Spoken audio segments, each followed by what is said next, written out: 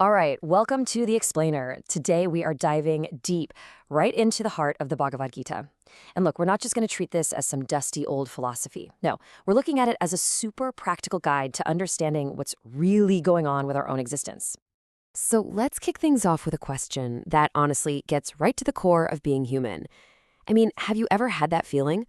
Like you're just a passenger in your own life, getting yanked around by these currents of happiness, then sadness, success, then failure. And you have no idea why. Well, the Bhagavad Gita has a pretty surprising diagnosis for this exact feeling. So, the Gita basically says this feeling of being stuck is the central problem we all face. And the cause? It's not bad luck. It's not what other people do to us.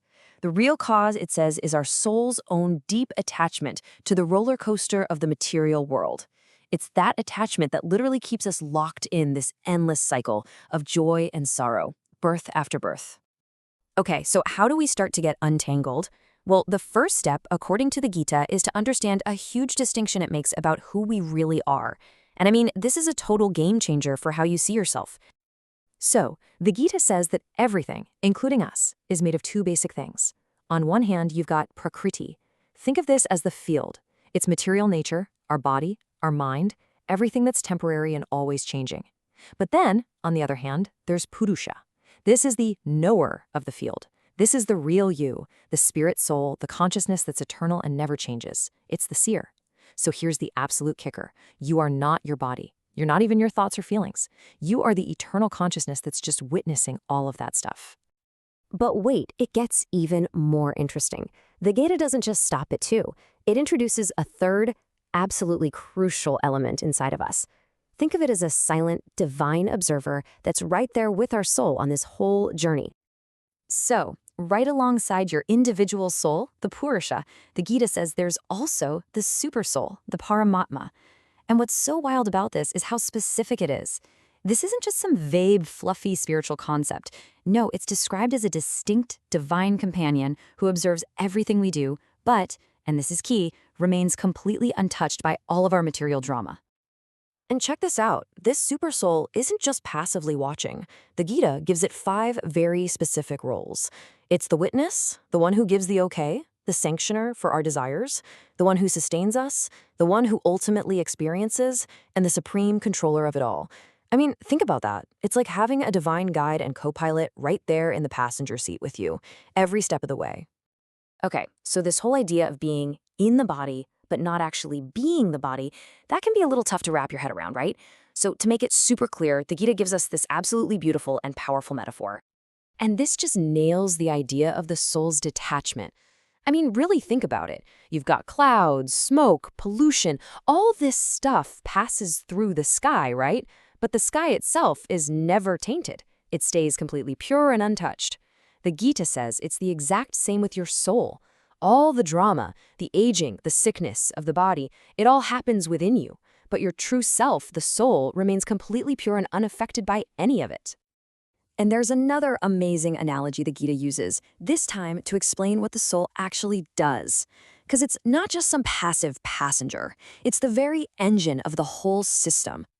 It's like this. Just one sun is all it takes to light up the entire universe, right?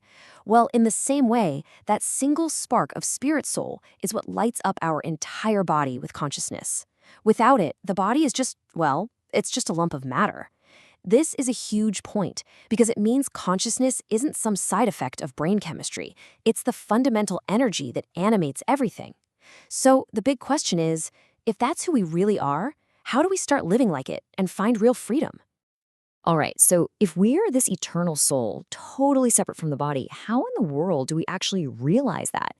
How do we go from just hearing about it as a cool idea to actually living it and breaking free from this whole mess? And the answer the Gita gives is, well, it's both simple and incredibly deep. It's knowledge. But we're not talking about just book smarts or memorizing facts. We're talking about a deep, genuine aha moment of understanding. The text literally says that anyone who truly gets the difference between the body, the field, and the soul, the knower, gets liberated. Period. It doesn't matter where you are or what you're doing right now. And this is where the Gita gets so practical and, honestly, so compassionate. It knows not everyone's the same, so it lays out different paths to get this knowledge. If you're the contemplative type, you can use meditation. If you're more of a thinker, you can use philosophy and analysis. If you're a go-getter, you can practice karma yoga, acting without attachment. And get this, you can even get there just by sincerely and faithfully listening to this wisdom. There's a path for everyone. Okay, now we get to the really juicy part. Krishna basically pulls back the curtain on the entire material world and shows us its fundamental operating system.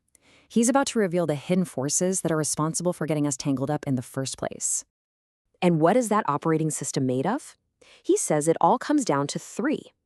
Three fundamental forces or modes that control literally everything we see and experience. These forces are called the gunas.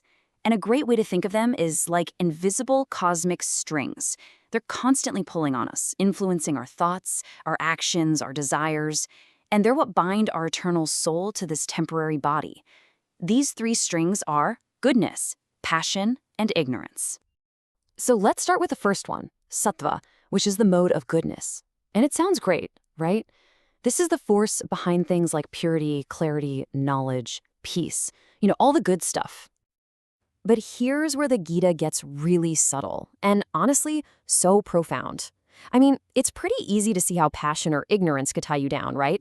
But how could goodness possibly be one of the strings that binds you to this world? Well, here's the twist. The mode of goodness binds us through an attachment to happiness and knowledge. Think about it. That feeling of, I feel so good, I'm so happy, or, wow, I'm so smart, I understand this. While those are nice feelings, they're still creating a kind of subtle, refined attachment. They make us identify with our material condition, even if it's a pleasant one. And as long as there's any attachment, we're still bound. So while that mode of goodness binds us with this sort of pleasant feeling of comfort, the Gita is clear that the other modes, passion or rajas, and ignorance, tamas, they bind us through much more obvious things like intense craving and just plain delusion. But here's the key insight. They are all strings. All three of them are pulling on the soul. So the Gita invites us to just become observers of these forces in our own lives. The question to ask isn't, am I being a good person or a bad person? The real question is, which string is pulling me right now?